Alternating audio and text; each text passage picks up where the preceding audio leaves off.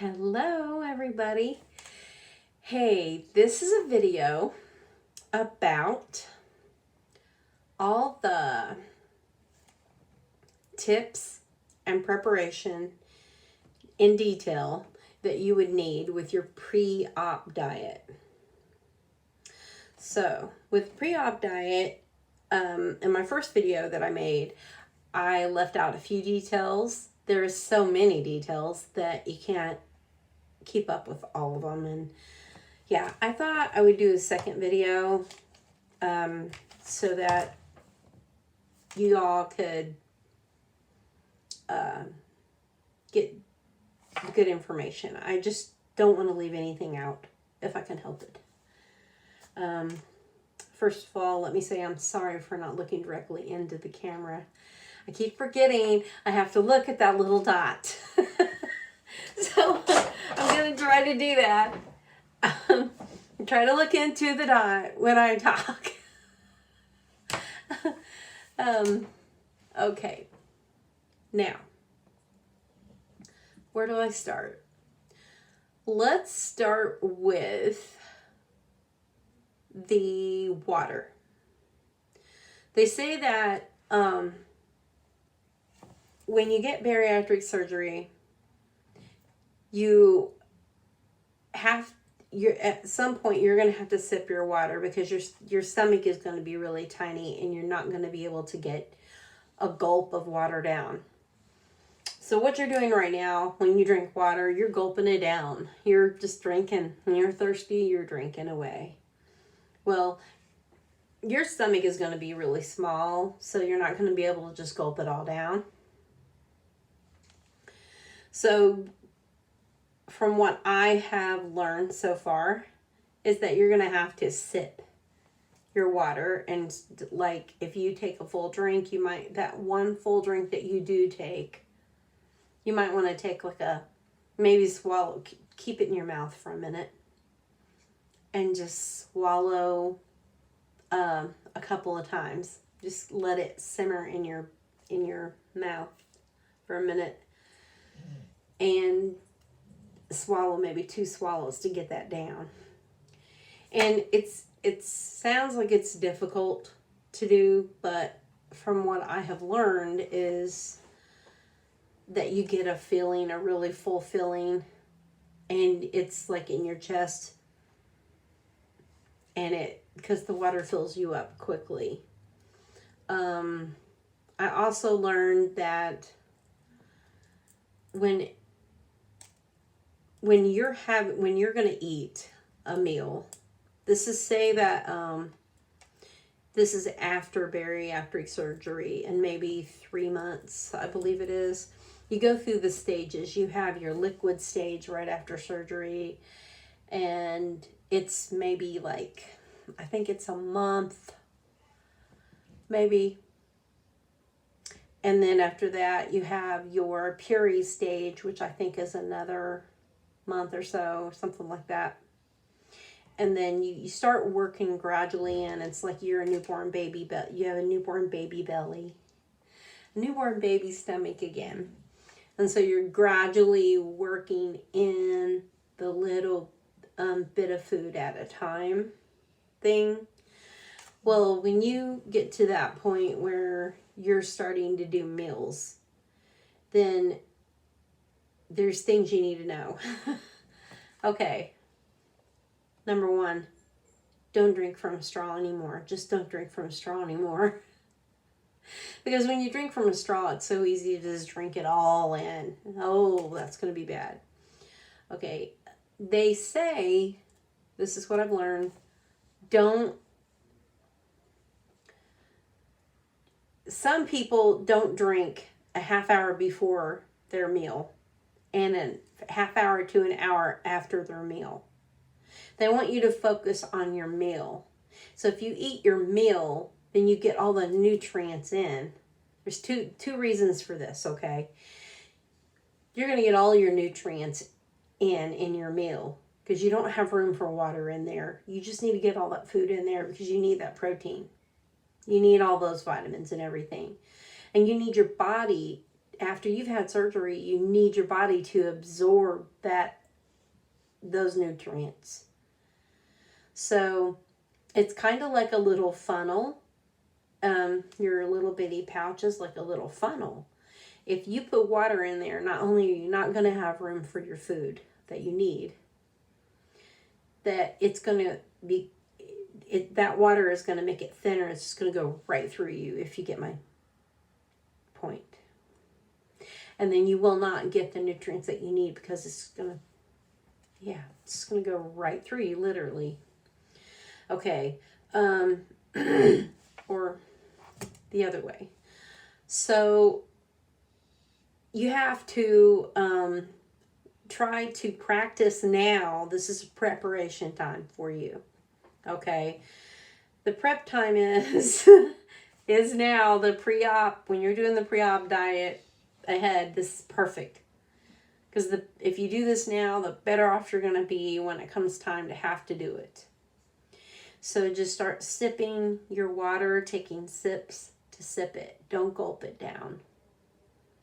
I mean, I get the whole point that you may just be at the beginning like me, and you might have other classes to do, and you may not have to actually do the surgery, and you may not have started your liquid diet yet or whatever.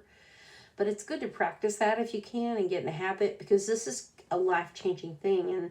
And after you have the bariatric surgery, this is life-changing. This is something that you're going to have to do.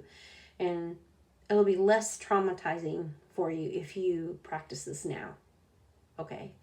So if you go out to eat or wherever, don't use a straw unless you're going to stir your drink up with it. But here's the thing. I'll get on that part in a minute. I'll clue you in on the whole going out to eat thing, because believe me, I've just done it. It's a process. I'm learning.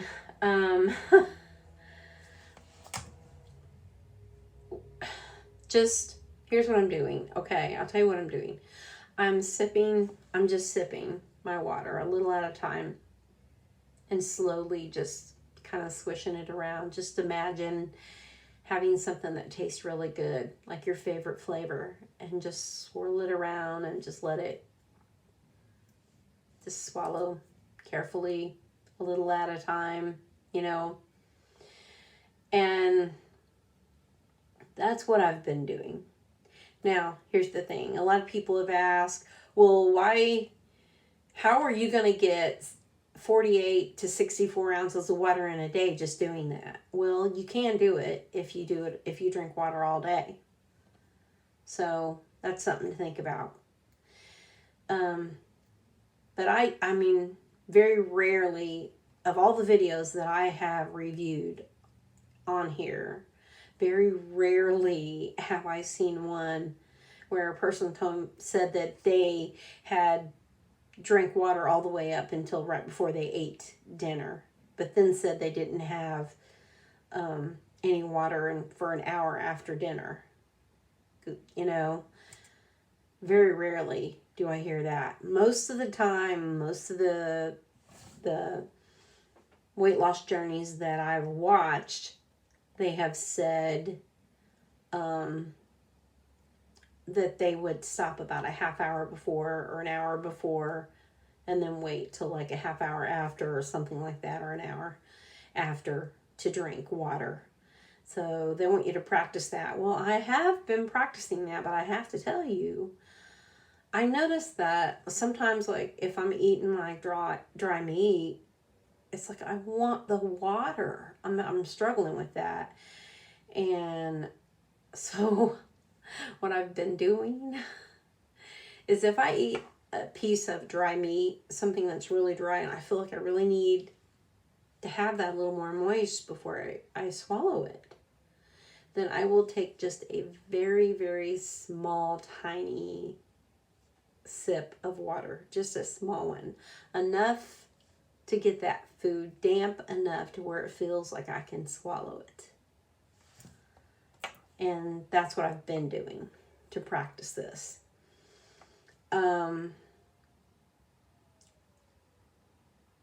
I did find out that when you're drinking water pre or post, that it is okay to infuse it with fruit. Like put strawberries in it or something like that. Now, you might want to ask your doctor or a dietitian what they prefer when you do your pre-op diet, but from what I've found out so far, there's nothing wrong with it as long as you're just drinking water. So, so there's that little bit about the water, and I hope that helps someone to understand what that's going to be like for you. And the other thing I wanted to touch on was, let's see, there's one other thing. So I got the whole, there's the other thing. When you're eating, you have to they want you to practice eating slower. Eat slower, take your time. Just, you know what I found that what made it helps me is that I took my meat and I cut it up in really, really small little pieces, little bitty diced pieces, like, you know, like the size of my nail here. Just little diced pieces, and just ate it like that. And then a lot of people I've heard are getting small spoons when they eat, and that helps for a small spoon and a small fork. So I don't know if a small spoon or a small fork is really going to help me or not, but I did find that helpful. To help me eat slower was to cut things in very small little pieces. And then I would just stop a little bit. If I felt myself starting to get full, I would just kind of stop for a minute, maybe play with my phone or, you know, just talk to my husband or whatever. And that did help a little bit. So I'm working on that. Now, I have noticed getting ready for work in the morning is a challenge with breakfast because I'm in a hurry. And it's really, they want you to take at least a half hour to eat. Now, right now, it's a challenge. It's a real challenge because I'm like, grape, I'm getting the dog's food ready or whatever I'm doing, you know. Piece of, you know, meat. And I'm just kind of bite here, bite there, getting ready and continue my process of getting ready in the morning. But if they want me to take a whole half hour to eat, I think after the surgery, I'm gonna have to just get up a half hour early. I really think that's gonna have to happen in order to do that. I see that coming. I mean, if I'm during the liquid stage of it, if I'm the pre-op surgery liquid stage part of the diet, then that might be different because it's liquid. You know, I could drink that on the way to work. Or even wait till after I get to work and drink it while I'm working, you know. But, yeah, and, you know, I was really worried that, I have to say this, I was so worried that I was going to have the surgery and not be able to eat for a long time. Like, I was thinking, gosh, this is going to be like, am I going to get like when am I going to get solid food again? I'm thinking it's going to be 3 months before I get solid food, you know? But I've watched a couple of stories and they said it seems like they said it was like a month or something within a month. I think they start to work in at the end of the month after surgery. They start working in the puree stage of it, and you can start to work in some soft stuff like sugar-free puddings and things like that back into your diet. And so you can have sugar-free pudding on your, you know, things like that. That soft stuff can be considered as the puree stage. And I was like, that's fine and dandy with me because I love pudding. And I can make it with that skim milk. And it's even better with skim milk than the 2%. So, hey, it works for me. So the other thing is, I'm trying to remember what the other thing was I was going to tell you about. It wasn't the post-op. It wasn't about post-op because I'm not even there yet. I mean, I haven't got the surgery yet. So, my weight is still the same as it was the last time I posted. Obviously. Excuse me. But I have not gave you all the details, and I'm trying to remember what those were. I was thinking I should have wrote them down. Is what I should have done. Let's see. Okay. We went over the taking your time to eat part. I went over the water part. Oh, now I remember. I remember now. Sorry. I should have wrote this down. I knew I should have wrote it down before I came in here. We're in my office right now. So experience at the restaurant. Let's go there. Tips. Here's a big tip for the restaurant. I'm finding this out. Okay. This diet is so strict. You're thinking, am I ever going to be able to enjoy going out with my husband, family, or my loved ones? Because our whole society is based on food. It really is. Every function that you go to is based on food. I went to, it was like an orchard the other day, and they had like a little grill thing over here and something over there. I had already ate, but the food smelled so good. It just made you want to eat. I saw stuff and I thought, I'm staying with this. It's not time for me to eat right now. I can eat when it's time for me to eat, but I'm not going to do this. So I thought to myself, well, you know what? I can have coffee. Because you can have coffee or tea or, for me it would have been decaf, but, And I just simply asked the lady, I said, do you guys have any decaffeinated coffee? Because I would like to have some coffee. I thought, a good old cup of coffee and some flavoring or something, sugar-free flavoring or something like that in there would kind of help me. Something hot, liquid. And she said, well, we don't have decaf coffee. And I thought, oh, well, I'll just not order anything then. Thank you. And that was it. Because that was just the decision that I made for myself, because I thought, hey, that's a sign. If you don't even have, decaffeinated coffee so I can have something to drink, and everything else on the menu is really not on my diet. Because she had like donuts and she had cookies and a lot of things like that I like. So I was like, nope. I just won't get anything here today. So I did okay. It was hard, but I did it. I did it. My husband and I, we got gift cards when we got married. Just got married last July. And we got gift cards for gifts. And so I thought, how are we going to do this? So I told him, I said, we need to use these cards before I get on a liquid diet. So here we are practicing this. We go into Applebee's, it was, okay? And I thought, you know what? I'm going to pick something healthy off of this menu that I think would be healthy. And you know how restaurants will serve you way big servings.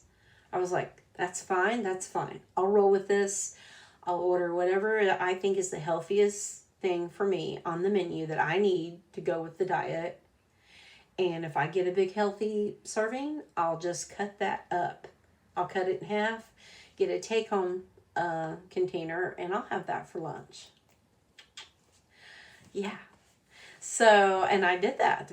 I ended up getting the grilled chicken that they had from there and the steamed broccoli. Oh my gosh. It was so good. You know, I never was a big steamed broccoli person. But in a lot of restaurants I've been to, if I had steamed broccoli, I would have to have cheese on it, you know, but there, it was fine just the way it was. And it was so good. So they had where you could get like that and you get like potatoes with it. I said, can I substitute those? I said, well, we'll give you 2 servings of broccoli. And I'm like, cool. I'm thinking to myself, good, I'll get a full serving of broccoli for my lunch tomorrow. so that's what I did. I rolled with that, and you know, it was good. I felt full, and the only thing was I wanted that water so bad, and I just did that thing, you know, just like a little bitty, small little sip, very small, just enough to wet my mouth a little bit, you know, very, very small, because I'm trying to practice doing, you know, suppose I had a small stomach right now, so I want to practice that. So that's what I did. And I got through it, and then after dinner was over with and we came home, then I mean, by the time we got home, it was like at least a half hour later. So then I continued my hydration and started sipping my water again, and I was good there. And then for that meal, I have to have 1 cup of dairy. So that worked out great too, because for me, I consider the dairy my dessert. You know, when you go out to eat and you eat, I mean, come on, let's have dessert. Well, for me, I couldn't have that, so my substitute for dessert was the flavored skim milk that I had, and I put that hazelnut flavoring in it. Ooh, it was good. It really was good. It was like, kind of like a very soft, well, kind of like strawberry milk or chocolate milk. Mine was hazelnut. So it worked for me. It satisfied my need to have that taste after my meal. So there's ways around it if you have a sweet tooth like me, which has got me where I am here today. So just like my love for pudding, I'm really glad that there's allowance for pudding, sugar-free pudding, and you can make it with that skim milk, and because it just helps me, because I really love sweets. So I hope that all of this information helps someone along the way. These tips and tricks to help you get through your journey, because it's not easy. It's not easy. And this is a life change. This is something that we have to change in our thinking. We have to eat smarter, not harder. And it has to start now. And that's kind of the whole mental attitude that you have to have. If you're in my shoes, like to a point, or maybe even sicker, or a point in your life where maybe you weigh a lot, maybe you weigh, I don't know, you might be, your BMI may be off the charts. I know mine is like a 56, I think. So you may have higher BMI, or you may be, I think they say that if your BMI is 40 or above, you qualify for the surgery. But regardless, if your BMI is 40 or above, this surgery is usually for people as a last resort. And I'm going to be the first to admit, and I'll tell you what I did, and I'm not proud of myself for it. When I was learning about this surgery, before I got educated about things, I'd say, oh, they're taking the easy way out. Oh, I heard that so-and-so is having that surgery. Oh, they're taking the easy way out. Psh, whatever. You know, just kind of that. I'm so sorry I did that. I'll never do that again. And I'll put anybody in their place who does. Because it's not the easy way out. And once you do the research, if you're researching just like I am right now and learning, you'll find out it is not. It's a last resort is what it is. It's when you've tried all those diets. You've tried Weight Watchers. You've tried Atkins. You've tried Dexatrim, things over the counter, all these things that you get over the counter. You've tried, oh, I could go on and on. Nutrisystem. I've tried it all. Believe me. The most thing that ever worked for me was calorie counting and exercise. But when you get older, things start happening with your body and your metabolism slows down, and it doesn't always work as well for one person as it does another. So yeah. So, I mean, you just gotta have a positive attitude, believe in yourself. It's gonna be emotional. I get emotional sometimes. And you know, there's been days where I thought, oh, am I doing the right thing? And I think about those test results I got. This was all recent. I look at those test results. Chronic heart failure? What? And then, you know, the kind of AFib that I have, I can have a heart attack and be gone like that, you know? I'm only in my mid-50s.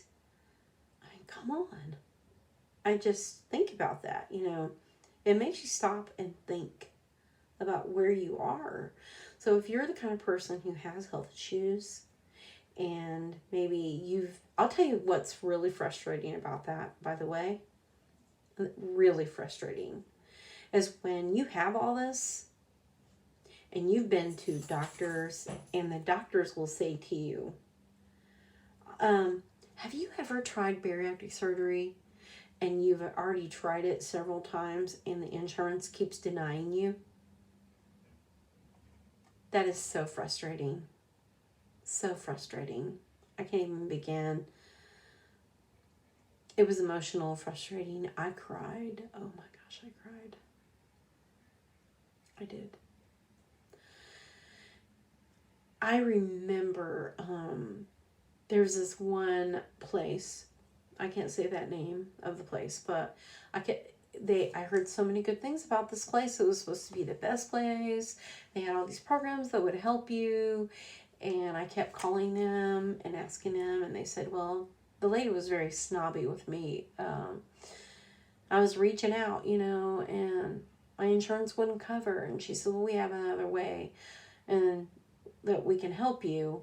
But when I tried to get that help from them, the one who handles all of that, the lady that's in charge of it, she was very standoffish with me. And she said, oh, well, your insurance turned you down. We do have a program, but you probably, you're going to be, let's face it. I mean, she's just like that. Kid you not. She's like, let's face it, you're going to be waiting 2 to 3, maybe 5 years before you can get it. And I'm like, okay. Almost like she was like pushing me out the door. Like, if your insurance is not going to cover it, you're not good enough for our facility. It kind of made me feel like that. It really did. And it didn't happen just once. I tried again a few years later, different insurance, you know, because my company had switched insurances. And same thing, she did it to me again. And I thought, man, this is so heartbreaking. It really is. And I said, okay, I'll get on the list. Yeah, I said, just put me on the list. I'll get on it. And she said, here's what she said. This was like the last time that I tried. She goes, oh, well, it's going to be a lot of paperwork. Can you do that? Are you going to be able to do all this paperwork? And we're going to have your income and whatever you're making. And we want to know all this, you know, blah, blah, blah. And she lists this whole list. We'll need to know all that. Can you supply all that information? It's going to take all that information. Like, it was, instead of doing that, what she should have done in the tone of voice was to be kind, for one, and to say, oh, we have a long form paperwork that we can provide you to fill out. I'll send that to you. What is your email? That's the kind way to do it, right? That's what a normal, good customer service person would treat another human being. But not this person. I said no, and I was like, no. I just gave up at that point, honestly. I really did. I gave up. This is not going to happen. If I lose weight or make a change, I'm going to have to do it myself. And which I did. You know, I lost 50 pounds right before COVID started. And I kept it off until they shut the gym down. I was doing really good too. And I was on that elliptical all the time. And then they shut the gyms down, and I started gaining the weight back gradually, like it all happens to all of us, you know. And gradually started eating different things again. I just kind of threw in the towel. And then I gained weight. So, but I gotta tell you, one day I went into the doctor, and my company that I work for just merged with another company. And so we went with their insurance company. And sorry, I'm rubbing my arm there.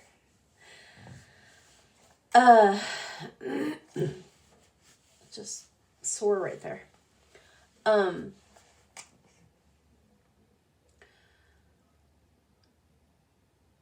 Quick tidbit. I have neuropathy. Yeah, that's another thing I have, which being heavy doesn't help having neuropathy. It's diabetic neuropathy. And so sometimes I get it feels like a little nerve ending thing going, and I just like rub it and it makes it better. It'll either be my shoulder or it'll be my foot, or yeah, I get it. So yeah, that's why I do that. And that's why I was doing that. Now back to my story. And I wasn't looking at the camera when I said that, sorry. I'm trying to do this right, and then, yeah, I struggle. So, anyway, to get back on track of what I was talking about, I so got off key there, off what I was talking about.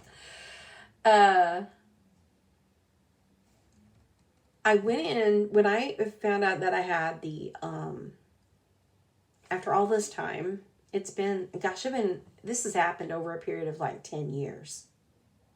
So I went into the doctor because I had these chest pains and everything. And she says, well, you have chronic heart failure on top of all the stuff I have.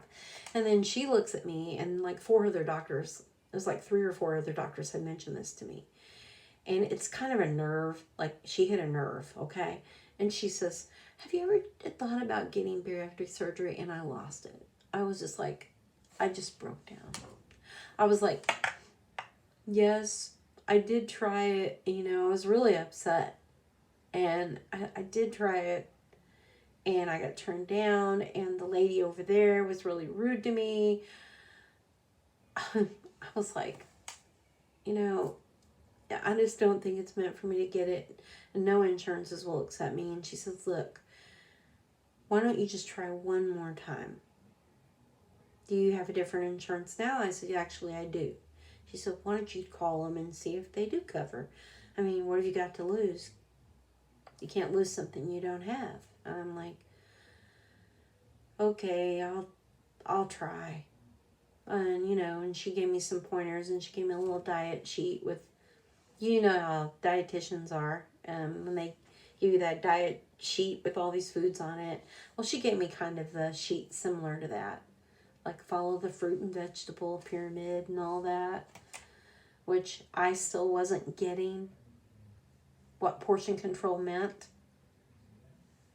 And if you didn't see my last video, I'll explain that real quick to you again.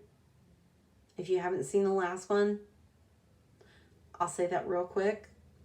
Portion control is not, it's like I'm preaching this, it's not just serving sizes. It is a balance of your fruits and vegetables and protein. What you're eating a day. It's the balanced. It's all balanced. A cup of this, half a cup of that, dairy, getting it all in the balanced day. So that your body will run good. And I said this before, if you go get an oil change on your car and you use the wrong kind of oil and your car runs on full synthetic, then your car's not going to run very well, and your body's the same way. If you don't add the right amount of balance in there, you're not going to have the full synthetic that you need to run your car or your body. If that makes any sense. Excuse me. So I went to her and she said that, and I mean, I cried on her, and I went out to my car and I thought, okay, I'm going to call. And I called, and you know what? They said, well, yes, we do cover that. That is covered under your plan, but you have to go with the ones that are in the network. You have to go, it has to be like a bariatric center of excellence, you know, in order. But when you go with a center of excellence like that, they go through the whole thing. You're going to get the whole, you're going to get all the classes and the whole class, the whole thing. You're not just, it's not just going to be like, well, we'll see you back here for your pre-op liquid diet. It ain't going to be like that.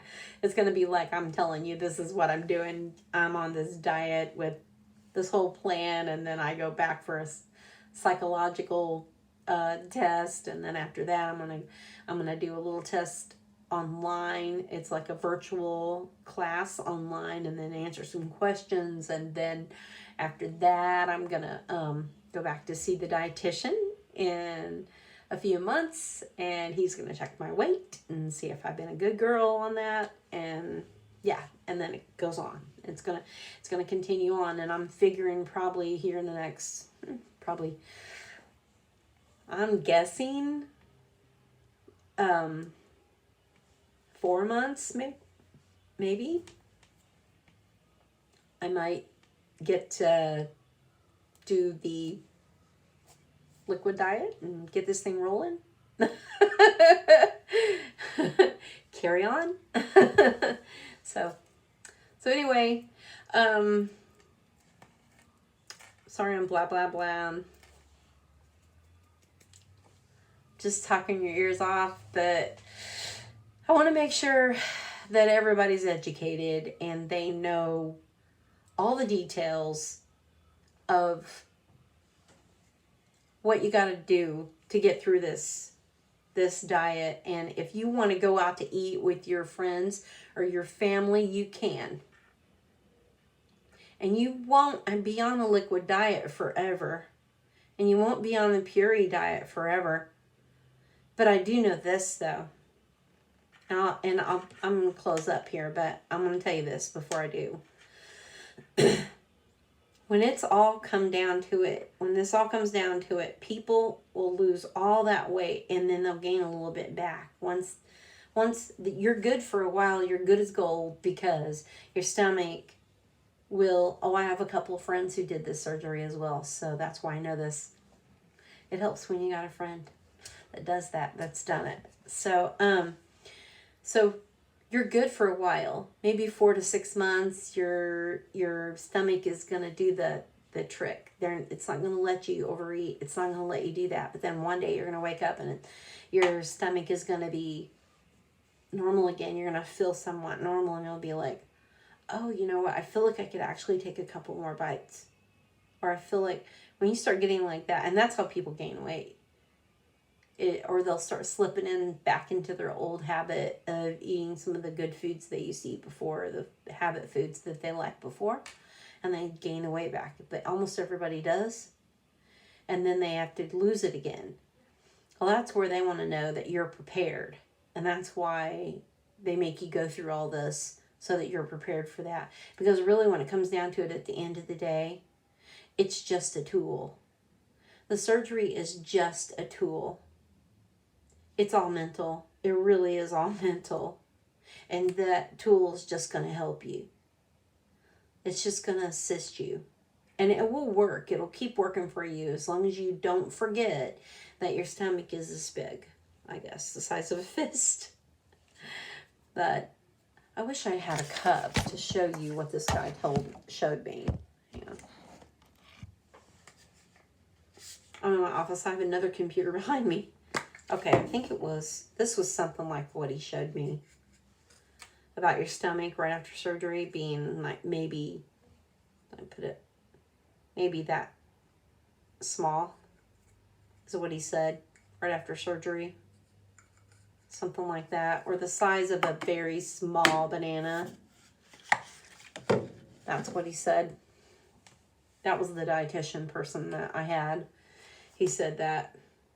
So, but anyway, I hope that everything that I've told you so far today has helped someone. If you have any questions, feel free to leave me a question and I'll answer as soon as I can. And subscribe. Follow the journey with me. I'm gonna keep on putting my videos on here so that everybody can see what it's like and what to expect. And if it helps somebody, that's great, because that's how it helped me. I have gotten on YouTube and I have gotten so educated, and there's some really, really good weight loss journey stories on here, and it's really helped me out. And you know what? Most importantly, you're not alone. You're not alone. You're not alone. I'm here. I'm right here. You're not alone. I have been through the whole weight loss, up and down, and the emotional stages. You're with me. I'm just going through this one day at a time. But we can do this. We can do this. Yeah, positive attitude. Positive attitude. The glass is half full. We just have to keep on going. We can do this. Anyway, keep watching. Hit that subscribe button down there. And join me next time for the next update of what is going on. If I think of something else I think it would be helpful to teach you guys, I will definitely do my best to do that. So have a great time looking at videos and learning and getting educated, because that's what it's all about. And it's the only way we're going to be able to do this long term, is to get educated. There's so many good doctor stories on here on YouTube, and so many good weight loss journey stories. I could sit and watch them for hours, because it's the only way I get the support and help that I need. I mean, you can get it from your friends and family, but unless they've been through it, unless they're experiencing it or going through it, they're not going to understand it the same way, even if they love you. So y'all take care, and I'll see you next time.